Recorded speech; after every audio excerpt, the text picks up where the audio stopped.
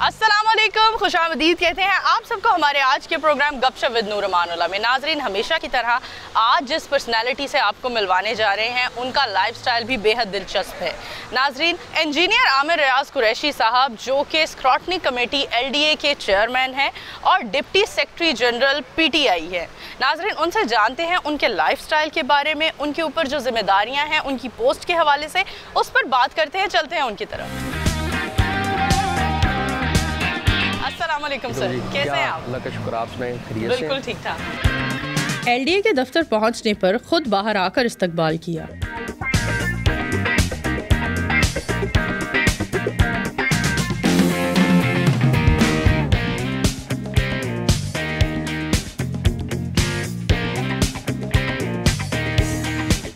आमिर रियाज कुरैशी साहब, sir engineer हैं आप और LDA में एक इतनी खूबसूरत पोस्ट पर आप बैठे हुए हैं।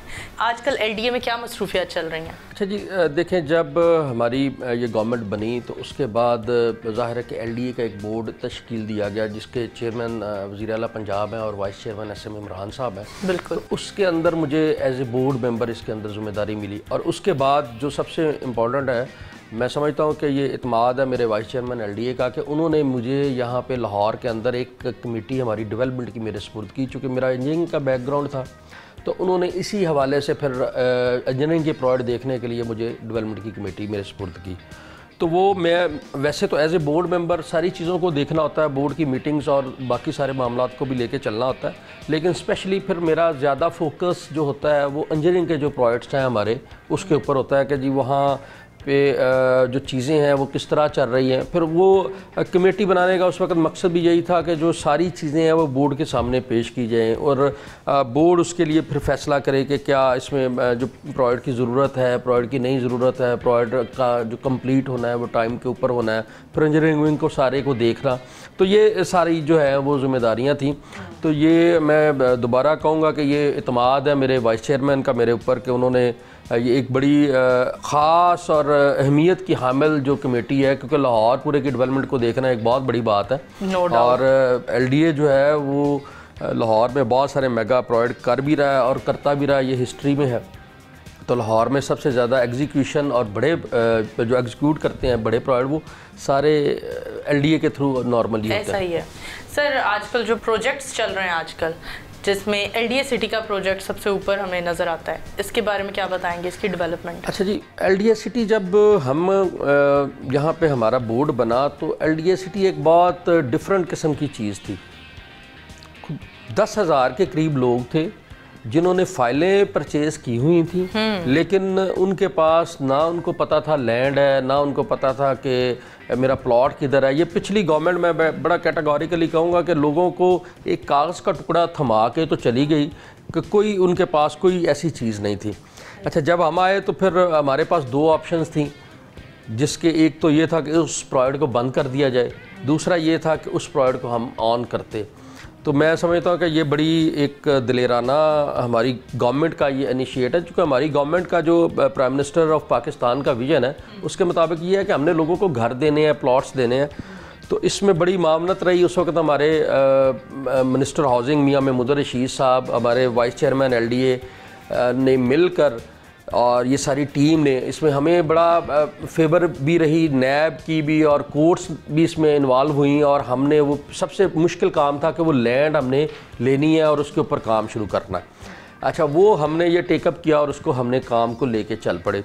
उसके बाद फिर हमने उसका डेवलपमेंट का प्लान किया कि हमने लोगों से डेवलपमेंट के चार्जेस लेने हैं और लोगों को प्लाट देने हैं और बैलेटिंग करनी है। तो ये सारे प्रोसेस अल्हम्दुलिल्लाह अब हम तीसरी बैलेटिंग की तरफ जा रहे हैं कि लोग आज की तारीख तक तकरीबन 10,000 से ज़ायद लोगों को उनके प्लॉट नंबर मिल गए हैं और ये बहुत बड़ी अचीवमेंट है हमारी गवर्नमेंट की अल्हम्दुलिल्लाह।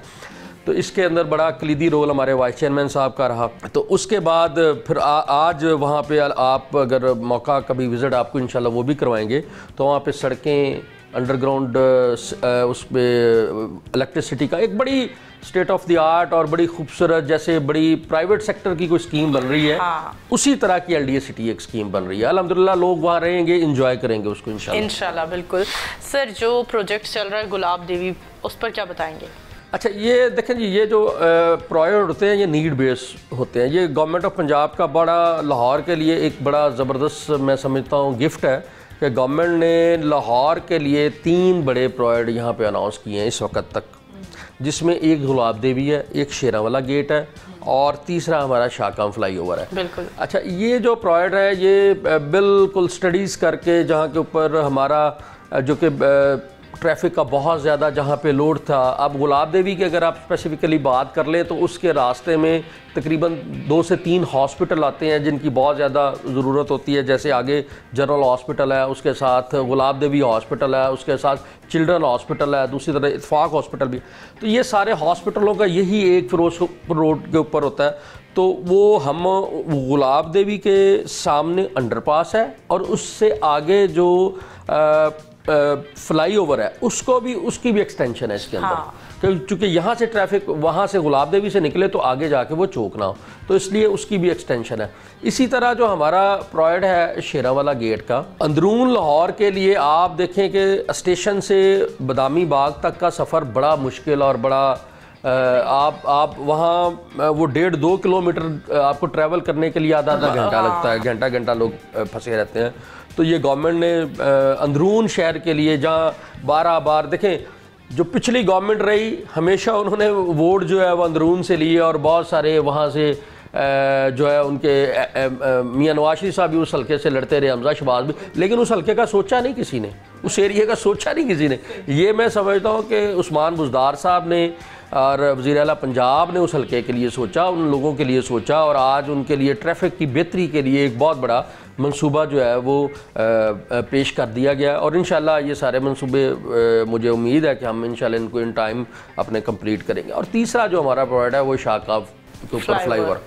अच्छा, वो भी अपनी नौयत का एक बड़ा मुनफरिद और बड़ा मैं समझता हूँ इम्पॉर्टेंट प्रोजेक्ट है कि आपका जो सारा लोड है, जो अब चूँकि लाहौर बहुत सारा फैल रहा है और बहुत सारी नई स्कीमें बन रही हैं, तो उस चौक के ऊपर जो है काफ़ी लोड होता है और लोग घंटों फंसे रहते हैं बाजू का, क्योंकि मुल्तान रोड का लोड हो जाता है, उधर से लोगों ने निकलना है, डिफेंस रोड के ऊपर निकलना है, तो ये बहुत सारा एक बड़ा जंक्शन बनता था।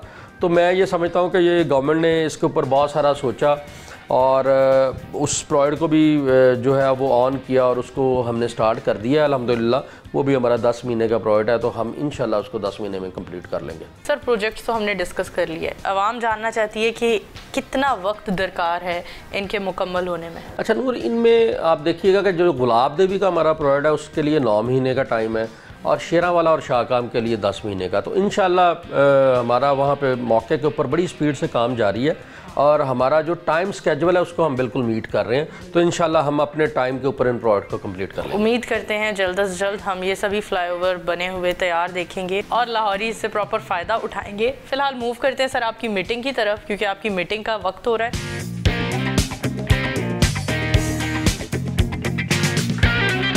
डेवलपमेंट के अमले से मीटिंग की और काम की पेशरफ्त का जायजा लिया।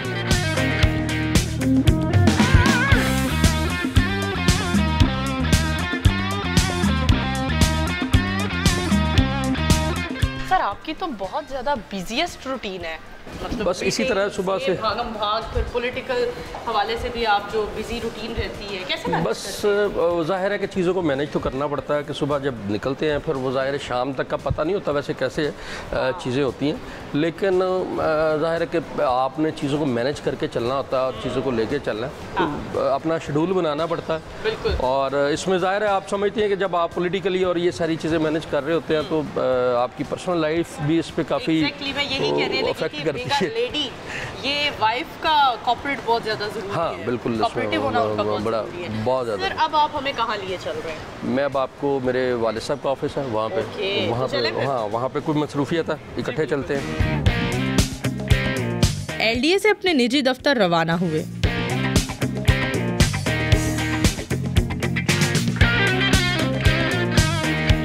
सर, अभी हमने ऑफिस से निकलते हुए बात की पर्सनल लाइफ की। पर्सनल लाइफ में मसरूफियत ऑफिशियली होने की वजह से पर्सनल लाइफ काफ़ी डिस्टर्ब हो जाती है, तो कैसे मैनेज करते हैं इसको? ये तो आपकी बात बिल्कुल बजा है। ज़ाहिर है कि एलडीए की मसरूफियत है, उसके बाद हल्के की मसरूफियत होती है, तो फैमिली के लिए टाइम तो थोड़ा मुश्किल हो जाता है करना। लेकिन वो जाहिर है कि अब अंदाज़ा होता जा रहा है बीवी को भी कि अब इस तरह के हालात में इसी तरह ही चलना पड़ेगा।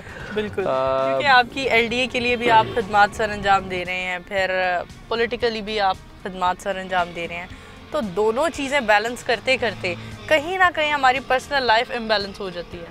ये आपकी बात बिल्कुल बजाय है, वो होती है ज़रूर, लेकिन अब चूँकि फैमिली को कुछ आइडिया हो गया है। हाँ, और अल्हम्दुलिल्लाह मैं समझता हूँ मेरी वाइफ बड़ी कोऑपरेटिव है, वो इस मामले में बड़ा मेरे साथ उनकी जो है मदद शामिल रहती है। तो उनको पता होता है मेरे बच्चों की जिम्मेदारी सारी उन्होंने उठाई होती है, वो बच्चों को स्कूल छोड़ना, स्कूल से लेके आना, फिर वो बाकी सारे मामलात और फैमिली के भी काफ़ी मामलात वो फिर हैंडल करती हैं। घर के जो मामलात हैं जिसमें आप कह लें कि पूरा वो घर का जो ग्रॉसरी ये वो सारी चीज़ें वो फिर बेगम के ज़ुम्मे है कि आपने इन चीज़ों को मैनेज करना है। अल्लाह ने आपको इतनी सुगड़ बेगम से नवाजा है, कैसे मिली ये बेगम?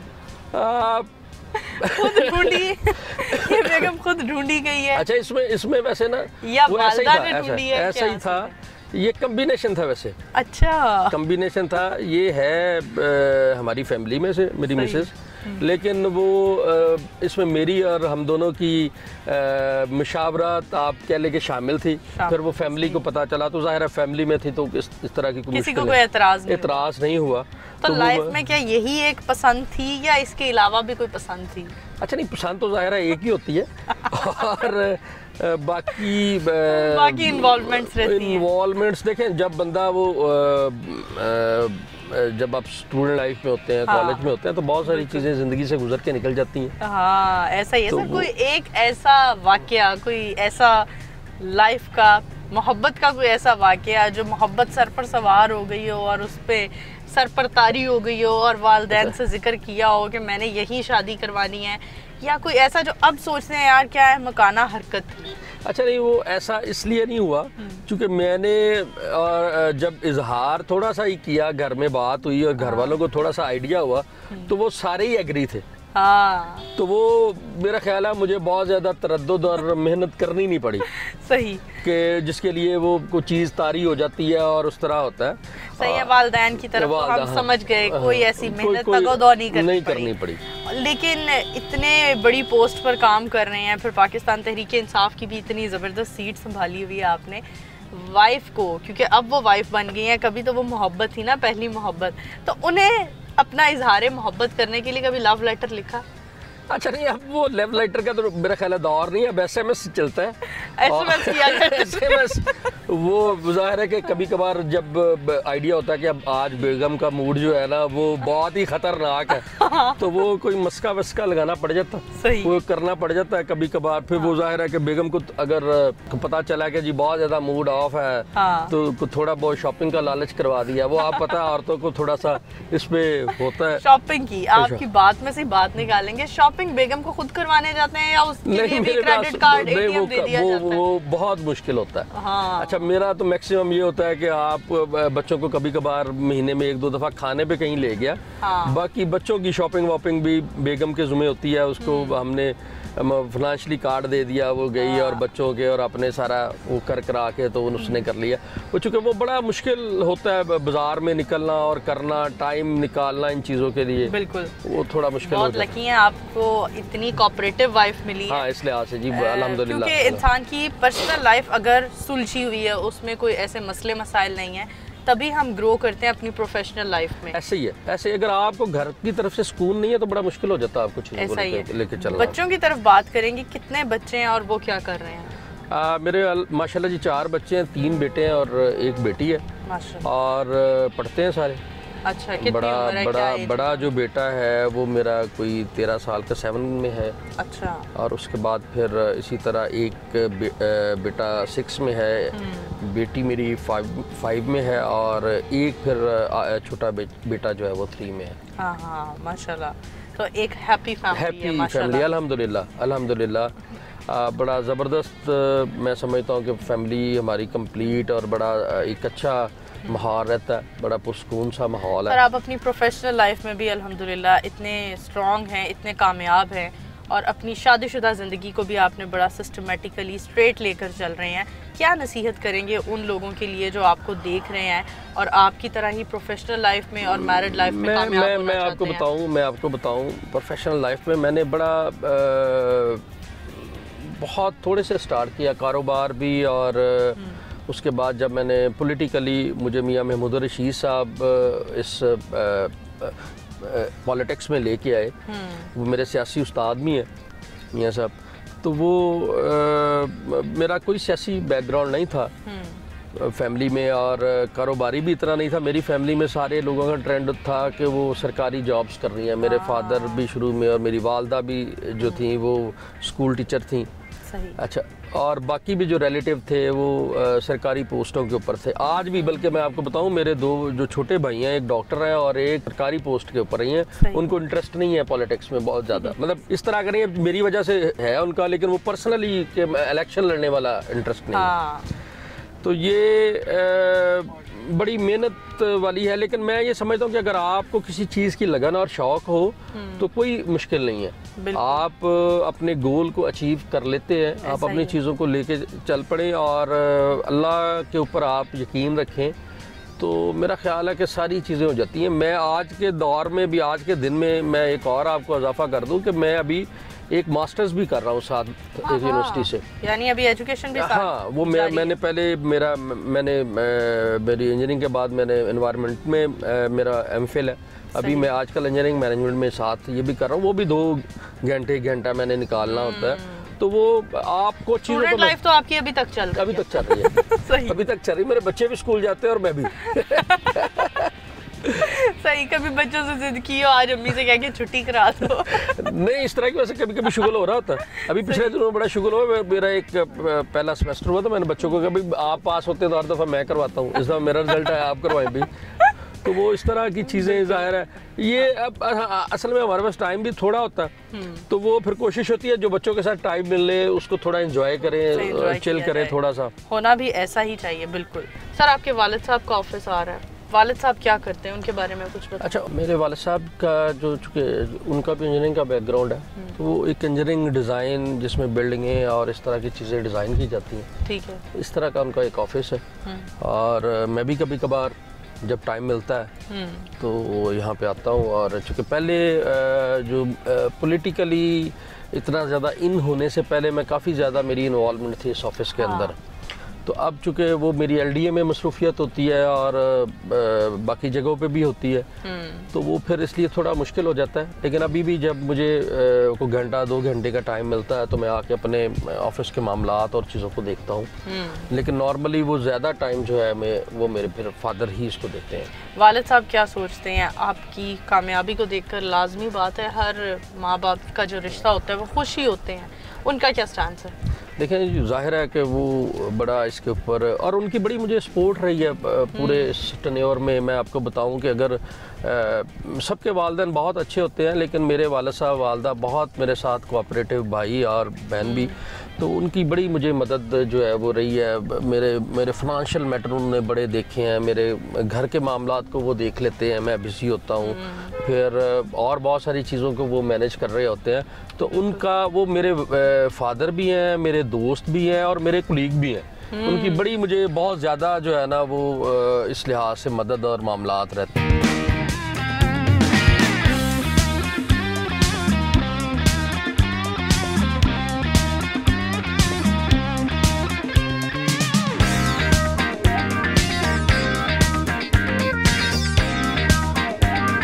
दफ्तर पहुंचने पर CEO रियाज कुरैशी साहब ने खुद इस्तकबाल किया। अस्सलाम वालेकुम सर। वालेकुम अस्सलाम। कैसे हैं आप? अल्लाह का शुक्र है जी। सर, इतना काबिल बेटा है आपका, कैसा महसूस करते हैं? अल्लाह ताला का मैं शुक्र अदा करता हूँ कि अल्लाह ताला ने ऐसा बेटा अता किया है जो कौम की खिदमत कर रहा है, सबके काम आ रहा है। कौम की खिदमत करते करते कहीं वालिदैन को इग्नोर तो नहीं कर जाते? नहीं, इसका तो खुसूसी तो ये है कि इसने चाहे जितना मर्जी टाइम बाहर इसका गुजर जाए, लेकिन रात को 10-11 बजे भी फारग होगा ना, तो ये वालदा के पास और मेरे पास इसने लाजमी को आधा घंटा देना है हमें। सर, बाप का और बेटे का जो रिश्ता होता है उसमें बाप की सबसे ज़्यादा ओल्ड एज में आकर ये ख्वाहिश होती है कि अब हमारी गद्दी तुम संभाल लो, जो कि इन्होंने बिल्कुल नहीं संभाली हुई। आप इस पर क्या कहते हैं? आपका दिल नहीं करता कि ये अब कारोबार को ज़्यादा टाइम दे और आप थोड़ा रेस्ट करें? देखिए बिल्कुल दिल करता है, लेकिन जो काम कर रहा है ना वो इससे भी ज़्यादा इम्पोर्टेंट है कि चलो लोगों की खिदमत तो हो रही है ना, ठीक है, कारोबार तो चल रहा है, संभाला हुआ है, माशाल्लाह स्टाफ काफ़ी है। वो कारोबार अपनी जगह पर है, लेकिन उसका जो काम है ना वो इससे ज़्यादा मुझे कोई उससे नहीं है। जवानी में तो बेहद काबिल बन चुके हैं, बचपन कैसा था इनका?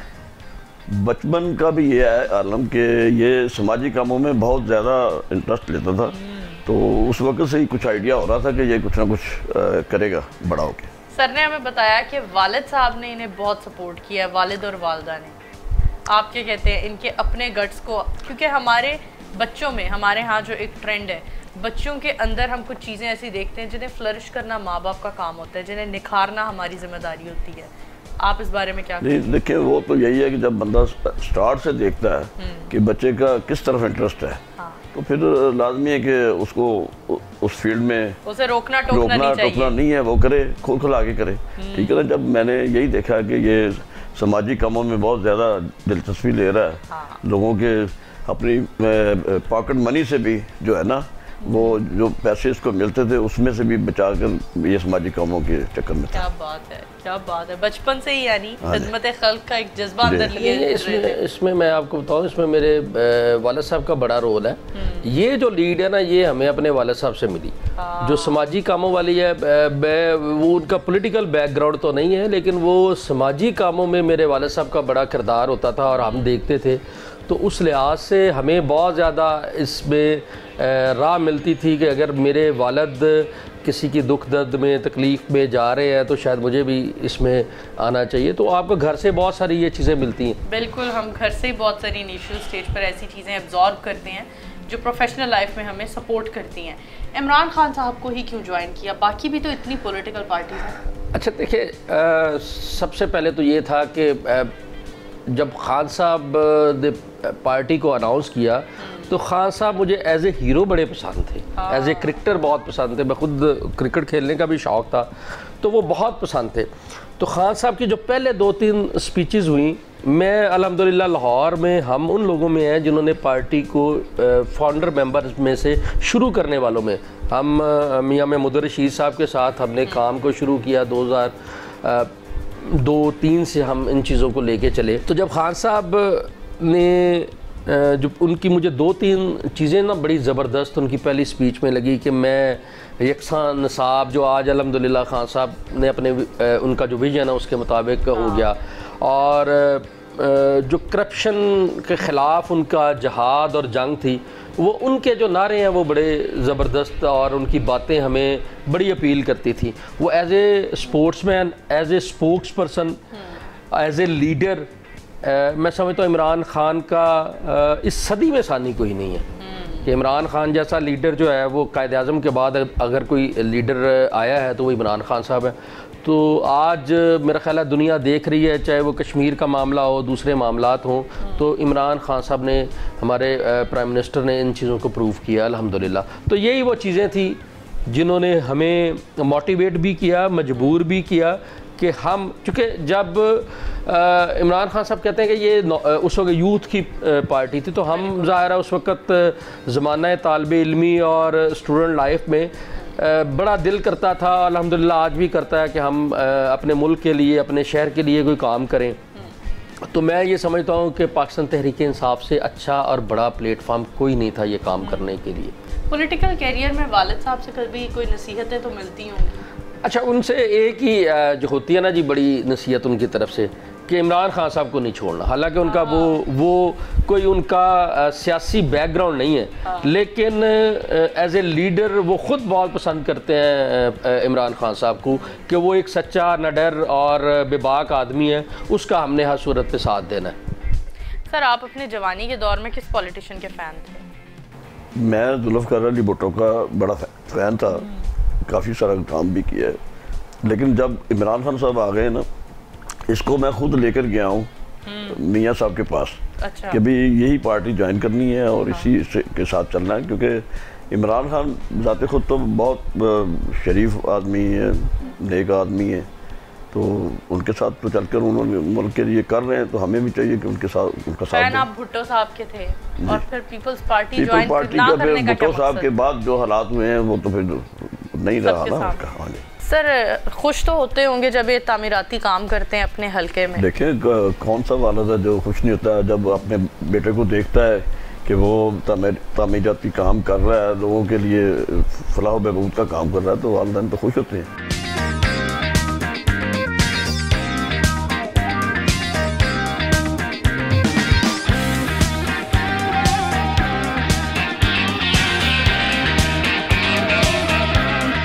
दफ्तर में मौजूद लेबॉर्ट्री का विजिट किया और मुख्तलिफ मशीनरियों के बारे में आगाही दी। निजी दफ्तर में ही आमिर रियाज कुरैशी साहब के बच्चों से भी मुलाकात हुई। अस्सलाम वालेकुम जी। वालेकुम अस्सलाम। क्या नाम है आपका? अब्दुल राफे। कौन सी क्लास में पढ़ते हो? 7th class. आगे क्या करना चाहते हो? Civil engineering. सिविल इंजीनियर बाबा ने सिखाया या इंटरनल शौक है? नहीं, इंटरनल शौक है मेरा अपना। हाँ, बाबा की तरफ से लगता है ये आपको विरासत में मिला ये शौक। दादा की तरफ से भी? नहीं, वैसे तो एक अपना होता है बंदे को एक जुस्तजू, लेकिन पापा भी हैं इस वजह से थोड़ा पापा की तरफ से भी है, लेकिन मेरा अपना भी शौक सिविल इंजीनियरिंग का ही है। पॉलिटिक्स में जाना चाहते हो? जी। फेवरेट पॉलिटिशियन भी होगा कोई? जी, इमरान खान है मेरा। हाँ, क्या बात है। बच्चे तो माशाल्लाह बहुत समझदार हैं आपके। बस असल में घर में वो ग्रूमिंग होती रहती है, डिस्कशन चलती रहती है इसके ऊपर। फ्री टाइम में क्या करते हो? गार्डनिंग करता हूँ मैं, क्योंकि छोटा सा लॉन है घर में, तो हम नए प्लांट्स ला के लगाते हैं, और वैसे भी गार्डनिंग बहुत अच्छी चीज़ है, आपको पता है। ये भी इमरान खान साहब को फॉलो करते हो इसलिए ये एहसास हुआ है कि पौधे लगाने चाहिए। जाहिर है जी, क्लीन एंड ग्रीन पाकिस्तान जो विजन है प्राइम मिनिस्टर का, उसके ऊपर पर। आप क्या करते हो? आपका क्या नाम? वासिफ कुरैशी। हाँ, और क्या कर रहे हो? कौन सी क्लास में पढ़ते हो? मैं 6th क्लास में। आगे क्या करना है? मैंने आर्मी में जाना है। आर्मी में जाना है। ये शौक कहाँ से डेवलप हुआ? पापा ने कहा जाना है, फिर मुझे भी शौक पड़ गया। हाँ, पापा अपने तीनों बेटों को तैयार कर रहे हैं एक बेहतरीन फ्यूचर के लिए, जो कि बहुत अच्छी बात है। और फ्री टाइम में क्या करते हो? मैं क्रिकेट खेलता हूँ। फेवरेट क्रिकेटर कौन है? मेरा बाबर आजम। बाबर आजम, सही। अस्सलाम वालेकुम। वालेकुम अस्सलाम। क्या नाम है आपका? मेरा नाम जान अमीर है। क्या करते हो? कौन सी क्लास में पढ़ते हो? मैं 3 क्लास में। और क्या बनना है आगे? मैंने CSS करनी है। जबरदस्त। तीनों फ्यूचर के बेहतरीन अफसर इस वक्त हमारे सामने बैठे हो। इंशाल्लाह। और फ्री टाइम में क्या करते हो? मैं भी क्रिकेट खेलती हूँ।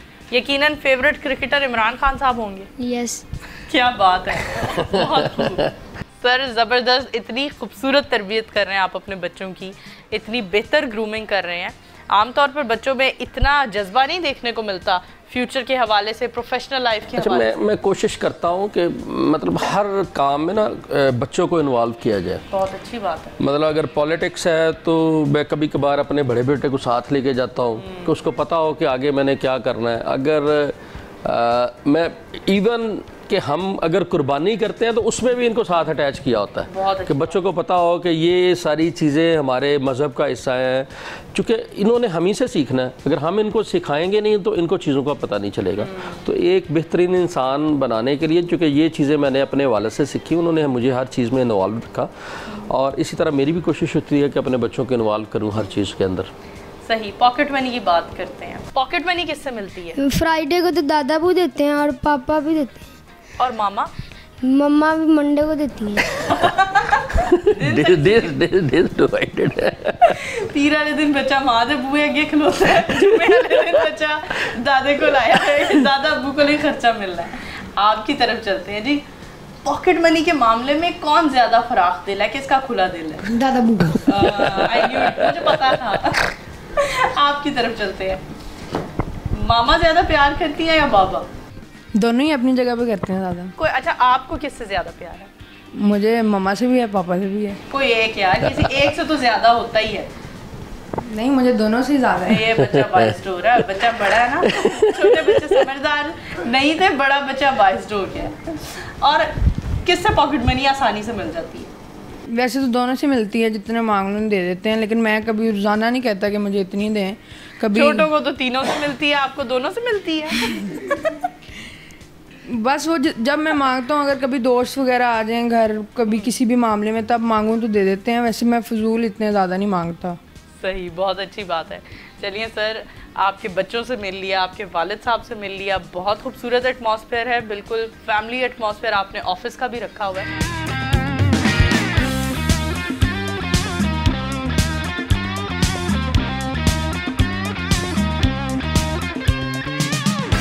अपने स्टाफ के साथ दोपहर का खाना खाया, खाने के बाद अपने हल्के NA 130 के दौरे के लिए रवाना हुए। तो हम हल्के के बारे में कुछ बताएं। हल्के के बारे में इस तरह है कि जी मेरी फैसल टाउन में चूँकि रहाइश है, तो बेसिकली तो यहाँ से हमारे MNA शफकत महमूद साहब जीते हुए हैं और MPA मुराद राज साहब है, लेकिन चूँकि मेरी रहाइश यहाँ पे है और यहाँ पे सारे मामलात को देखता हूँ, तो इस लिहाज से आप कह सकती हैं कि ये मेरा हल्का भी बनता है। सही। तो मेरे पास तो बज़ाहिर तो पूरे लाहौर की डेवलपमेंट की ज़िम्मेदारी है, तो पूरा लाहौर ही हल्का बनता है, लेकिन स्पेसिफिकली हमने फैसल टाउन में कुछ काम करवाया, तो वहाँ पे कोई विज़िट था, वहाँ पे कुछ लोग इंतज़ार भी कर रहे थे। सही। तो इसलिए आपको भी ज़हमत दी है कि आप भी हमारे साथ ही चलेंगी। सर, गुज़िश्ता हुकूमत की बात करें तो लाहौर को उन्होंने काफ़ी प्रेफरेंस पर रखा। आपको लगता है उसके बाद लाहौर के इतने काम करवाने के बाद लाहौरियों के दिल में जगह बनाना किस हद तक मुश्किल रहा PTI के लिए? देखें, उन्होंने जो काम किए ना शहबाज शरीफ साहब के दौर में, वो सारे नमूदो नुमाइश के ऊपर मबनी थे, वो नीड बेस कुछ काम नहीं। अब आप बहुत सारे ऐसे प्रोजेक्ट हैं जो मैं गिनवा सकता हूँ, चूँकि मैं पिछले 3 साल से ये चीज़ें देख रहा हूँ, जिसमें आपका ऑरेंज लाइन है और इस तरह के प्रोजेक्ट हैं। अब हम जो करने जा रहे हैं, अब CM साहब की खुसूसी हिदायत के ऊपर अब लाहौर के अंदर एक बड़ा मेगा सिस्टम हम प्रोजेक्ट्स का लेके आ रहे हैं, जिसमें मैंने पहले शुरू में भी आपको बताया कि हम मेगा प्रोजेक्ट शुरू करने जा रहे हैं। लाहौर की ब्यूटिफिकेशन के लिए इस बजट में पैसे रखे गए हैं, LDA भी रखा है। लाहौर में तज़ीनो आराइश का काम होगा। लाहौर के जो आपके पैच वर्क्स हैं, जो टूटी हुई रोडें हैं, उनके ऊपर बड़ी डिटेल के ऊपर हम अब सर्वे भी कर रहे हैं और हम सारा इसके ऊपर काम करने जा रहे हैं इंशाल्लाह। और लाहौर में जो LDA की जुरिडिक्शन की स्कीमें हैं, जैसे फैसल टाउन है, जोहर टाउन है, मोलनवाल है, LDA एवेन्यू है, LDA सिटी है, उनके लिए हमने खसूसी तौर पे विस साहब ने हदायत करके कि जो LDA की स्कीमें हैं, जो लाहौर की दूसरी स्कीमें हैं, उनके ऊपर LDA ऑन सोर्स काम करने जा रहा है। LDA अपने फ़ंड जनरेट करके और वो जो पैसे हम जनरेट कर रहे हैं वो करने जा रहे हैं, और पूरे ओवरऑल लाहौर के लिए हुकूमत पंजाब ने हमें जो है वो फंडिंग इस दफ़ा ख़तीर रकम एक बड़ी रकम जो है लाहौर के लिए मुख्तस की है। बहुत खूब। सर, अपने हल्के के मसाइल बताएं, आपके हल्के में क्या मसाइल ज़्यादा देखे जाते हैं? अच्छा, यहाँ जब पिछली गवर्नमेंट थी, हम नहीं कुछ कर पा रहे थे, यहाँ पे बड़ा इशू था, एक वाटर सप्लाई के इशू थे। हमारा यहाँ पे कब्रिस्तान है, उसके अंदर एक ट्रैक का इशू था, ट्रैक नहीं था लोगों के लिए, इस तरह के मसाइल थे। हेल्थ के इशूज़ हैं। हमने फिर कोशिश की, इवन तो इतना पॉश एरिया है। हाँ, देखें, मैंने आपको गुजारिश की ना, 2 मुख्तलिफ चीज़ें नज़र आती हैं। एक तो पॉश एरिया फैसल टाउन है, और फैसल टाउन के अंदर कुछ आबादियाँ हैं। अभी हम जहाँ जा रहे हैं, ये कोठा पिंड के नाम से एक आबादी है। अच्छा, वहाँ पे अभी भी जो है ना सिस्टम, कि फैसल टाउन का सिस्टम अलग है, उनका सिस्टम अलग है। उनके मसाइल अपनी जगह पे है, उनकी वाटर सप्लाई का जो मसला है वो अपनी जगह पे है। तो वो उन फैसल टाउन के लोगों के मसाइल तो हल हो जाते हैं, लेकिन ये जो छोटी आबादी हैं साथ अटैच हैं, बेसिकली तो लाहौर का अगर आप इसकी हिस्ट्री में जाए ना, ये सारे खेत हुआ करते थे, फैसल टाउन, मॉल टाउन, ये सारे, और इसके अंदर छोटे छोटे गाँव थे। गाँव एज इट इज़ ये बिल्टअप एरिया के अंदर आ गए। अब उन गाँव के जो मसाइल हैं ना, क्योंकि वो प्लान्ड नहीं थे, सही। ये आबादियाँ जो बनी वो प्लान्ड होके बनी, और उनके जो मसाइल हैं वो फिर जूं के तूं रहे।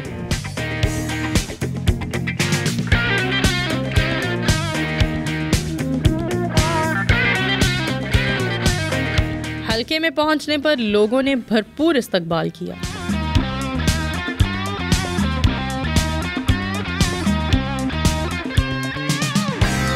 जी, NA 130 में हम मौजूद हैं, जहां आपने काफ़ी तरक्याती काम करवाए हैं। सर, क्या कहना चाहेंगे? इन्हों की बहुत मेहरबानी, ये बच्चे ने बहुत अच्छा काम किया है। गलियों में पानी भी डला दिया, गैस भी डला दिया, सड़कें अच्छी बन गई, काफ़ी रोड बनाए ने। माशाल्लाह, अल्लाह पाक इसको तंदुरुस्ती सेहत दा फरमावे। बच्चा बहुत अच्छा साडा, बहुत माशाल्लाह अच्छा काम कर रहा वाम का। बिल्कुल। हाँ जी, पहले के मामला जानते हैं कि यहाँ पर पहले क्या हालात थे इस एरिए के, इस हलके के, और अब क्या तब्दीली आई? तब्दीली काफ़ी आई जी आमिर साहब की वजह से। पहले तो कोई आता ही नहीं था, हमें पूछता ही नहीं था। ये आए, हमारे मसाइल पूछे, हमने कहा पानी की लाइन गलत है, ये रोड डलवा दी, सड़क बनवा दी, सारे काम इन्होंने करवाए हमारे। तो इसलिए हमें ये तब्दीली अच्छी लगी है इनकी वजह से। सर आप क्या कहना चाहेंगे, इतने चाहने वाले हैं इस हलके में आपके, कैसा महसूस होता है? बड़ा बहुत अच्छा फील होता है कि जाहिर है कि लोग मोहब्बत करते हैं, और मैं समझता हूँ अगर लोग मोहब्बत करते हैं तो हमारा भी राइट बनता है कि लोगों के मसाइल को उनकी दहलीज पे जाके हल किया जाए। ये मैं समझता हूँ किसी भी पॉलिटिकल लीडर के लिए ये बहुत ज़रूरी है कि वो अपनी आवाम के अंदर रहे और आवाम के साथ मिलकर ये सारे जो मसाइल हल करें। अच्छा, इसमें मेरा रोल बड़ा थोड़ा है। मैं यकीन माने कि मैं तो बहुत कम काम करता हूँ। ये जो मेरी टीम है यहाँ पे, मुजाहिद साहब हैं, ये मेरे और दोस्त हैं, शान साहब हैं, सारी टीम नज़र आ रही है। ये लोग जो हैं वो बहुत ज़्यादा एफर्ट करते हैं, मेहनत करते हैं, निशानदेही करते हैं कामों की, जिसके बाद फिर ज़ाहिर है और ये पुश करते हैं। ये लोग जो हैं, मेरे जो टीम है यहाँ, हाजी सलामत साहब मौजूद हैं, ये हमें बार इन चीज़ों के ऊपर ध्यान, हमारी निशानदेही करवाते हैं, जिसके बाद ज़ाहिर है फिर हमें महसूस होता है कि हमारी ये ड्यूटी है इन कामों को करना, इनके मसाइल हल करना। और मैं समझता हूँ कि गवर्नमेंट का विज़न भी यही है, इमरान खान का विज़न भी यही है कि लोगों के लिए साफ़ पानी पीने का और जो लोगों के दूसरे मसाइल हैं उनको हल किया जाए। सर यहाँ हम देख रहे हैं ड्रेनेज सिस्टम इन्होंने बोला बेहतर किया है, उसका निज़ाम तब्दील हुआ है और सड़कें बनाई गई हैं, वो भी हमें देखने को नज़र आ रही हैं। ये खंभों पर जो तारें झूल रही हैं, लाजमी तौर पर ये भी बेहतर होनी चाहिए, इनके बारे में क्या? इसके ऊपर भी हमने, मेरी एक्शन से भी बात हो चुकी है इसके ऊपर, और अभी चूँकि नया एक बोर्ड तश्कील हुआ है उसमें भी हमारे दोस्त भी मौजूद हैं, तो उनसे मैंने रिक्वेस्ट किया कि हमें इन सारी वायर्स के लिए ना हमें गोला इसके ऊपर डाल के जो पाइपिंग इसकी होती है वो सिस्टम करके दिया जाए। तो अगला अब हमारा जो टारगेट है वो यही है कि हम इन गलियों के लिए जो गोला तार और इस तरह के जो सिस्टम है, ये बहुत बड़ा डेंजरस है। आप देखें ना, ये बहुत लोगों के रहायशियों के लिए बड़े मसाइल हैं इसके ऊपर। बच्चे घूम रहे हैं, नंगी तारें हैं, कोई भी जानी खुदा न खास्ता कोई ऐसा नुकसान भी हो सकता है। जी अल्हम्दुलिल्लाह हम बड़े खुशी के साथ, और इस मौके पे आप मीडिया को भी, और ये हमारे जो आमिर रियाज कुरैशी साहब और ये जो अवाम खड़ी है, इन्होंने हमारा इस हलके में इनके साथ तकरीबन 3 साल का पीरियड जो टेंड्योर अब गुज़रा है, उसमें हमने इसमें काफ़ी तब्दीली और काफ़ी मामलात जो हमारे साथ कमिट किए थे। क्योंकि ये मैं अगर कोई भी बात मीडिया पे भी कर रहा हूँ और काफ़ी सारे लोग मेरे इस हमारे इलाके के पीछे खड़े हैं, वो मुझे बाद में पकड़ सकते हैं कि जो आप बात उधर कर रहे थे वो तो थी नहीं। लेकिन मैं ऐसी कोई बात नहीं करूँगा जिसमें तजाद हो, यानी मीडिया पे बातें करने के लिए और होती हैं और लोगों में कोई और होती हैं, ऐसी नहीं बात। जो कमिटमेंट हमारे साथ आमिर रियाज कुरैशी साहब ने एज ए पोलिटिकल वर्कर और पीटीआई के प्लेटफार्म से हमारे साथ जो वादे किए थे, अल्हम्दुलिल्लाह हम उस अपने सारे मामलात में बिल्कुल उसमें उसको तय करने में गामज़न। आमिर रियाज कुरैशी साहब, आमिर रियाज कुरैशी साहब। उसके क्या बात है, काफ़ी सारी चीज़ें हमारे इसमें हल्के में इन्होंने करवाई हैं, जिसमें सबसे फर्स्ट स्टेप है इनका कब्रिस्तान, जो कि मैं बताना चाहता हूँ। इनका कोठा पिंड की यूसी 211 में सबसे पहला पॉलिटिकल जो इनकी एफ़र्ट थी वो कोठा पिंड का जो कब्रिस्तान है उसमें इन्होंने अपना ट्रैक बनवाया, जो कि हर फ़िका, हर पार्टी और हर इंसानियत के किसी भी बंदे के लिए जो है वो एक नेक काम था। और इनका सबसे पॉलिटिकल पहला वर्क जो है ना, वो कब्रिस्तान में जो हमारा ट्रैक बनवाना है वो सबसे पहला इनका वर्क था। उसके बाद इन्होंने स्टार्ट किया और अल्हम्दुलिल्लाह हम अपने कामयाबी की तरफ गामज़न हैं। और हमारी ये जितने भी लोग हमारी पार्टी के, ये जो हमारे नुमाइंदे, ये सब हमारी नुमाइंदा हैं, और बल्कि ये आमिर कुरैशी हैं। मैं ये कहूँगा ये लोग पावर हैं, ये लोग ताकत हैं, इनकी बड़ी मोहब्बत है, ये सारे दोस्त बड़ी मोहब्बत करते हैं और मैं इनका ज़्यादा मशकूर हूँ कि ये अपने टाइम से टाइम निकाल के मोहब्बत का इजहार करते हैं। मैं इनका बहुत ज़्यादा मशकूर हूँ सब दोस्तों। जी नाज़रीन, सबसे पहले तो हम मशकूर हैं आमिर साहब के, जिन्होंने हमारे लिए इतना वक्त निकाला। दूसरा, फैसल टाउन के साथ ही जो एरिया है कोठा पिंड, आम तौर पर जैसा आमिर साहब खुद भी बोल चुके हैं कि पॉश एरियाज़ जो होते हैं वहाँ के मसाइल तो कवर हो जाते हैं, लेकिन जो ऐसे एरियाज़ होते हैं पॉश एरियाज़ के साथ ही जो छोटे अंडर डेवलप्ड एरियाज़ होते हैं, उनके मामलात कोई बेहतर नहीं बनाता। लेकिन बहुत अच्छा लगा पीटीआई के दौरे हुकूमत में वो मामलात बेहतर बनाए जा रहे हैं, उन एरियाज़ पर नज़रसानी की जा रही है, उन मामलात को प्रोमिनेंट किया जा रहा है जिन्हें प्रोमिनेंट होने की दर हकीकत ज़रूरत है। यहाँ आप अपनी मेज़बान नूर अमानुल्लाह को दीजिए इजाज़त। दोबारा हाजिर होंगे आप सबकी खिदमत में नए एपिसोड और नए गेस्ट के साथ। फ़िलहाल अल्लाह हाफ़िज़।